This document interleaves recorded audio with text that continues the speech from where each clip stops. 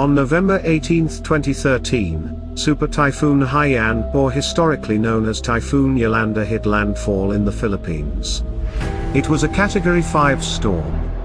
Yolanda was one of the most powerful storms of all time. The typhoon surged, terrifying speeds of about 190 to 235 miles per hour. Yolanda shattered everything in its way in the Visayan group of islands and also destroying 90% of Tacloban city. Super Typhoon Yolanda's rage affected more than 14 million Filipinos, with about 4 million of them displaced from their homes. The killer typhoon left the country with more than 6,000 dead and almost 2,000 missing. Over 30 million coconut trees were destroyed, which was the major source of livelihood of the people of Leyte. The calamity also affected 6 million workers. The overall damage of Typhoon Yolanda was estimated at $5.8 billion. Amidst the calamity, the other localities of the country and the rest of the world were quick to send aid.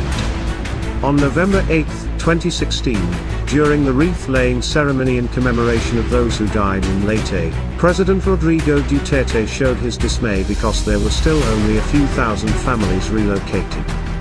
A lot of families were still living on danger zones and temporary shelters. He admitted that the government had fallen short of the people's expectation.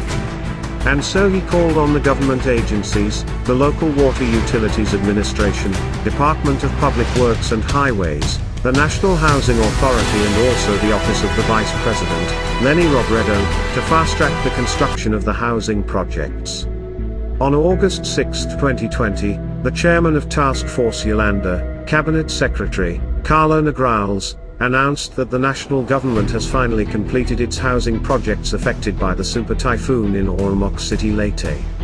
During a virtual ceremony led by the National Housing Authority Region 8 office, Carlo Negrales witnessed the turnover of 1,419 housing units to their respective beneficiaries. I'm very pleased to announce to the people of Ormoc City that we have already completed 100% of our free housing commitments here. This is a result of unity, cooperation and perseverance among the national government and local leaders to benefit the victims of Typhoon Yolanda, he said in a statement. Secretary Negrales also acknowledged everyone involved in finishing the project, including Mayor Richard Gomez, Vice Mayor Toto Locsin and the city councillors, as well as Representative Lucy Torres Gomez for their support and invaluable assistance to the success of the project despite the challenges posed by the prevailing coronavirus disease pandemic.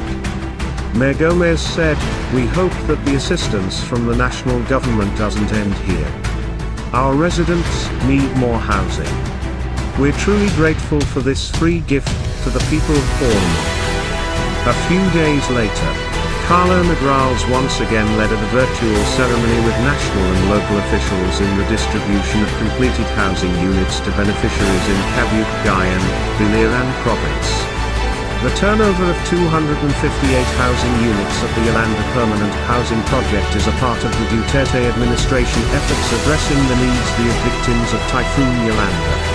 National Housing Authority data show that of 54,508 housing units allocated for Region 8, a total 35,462 have already been completed and another 10,877 are under construction.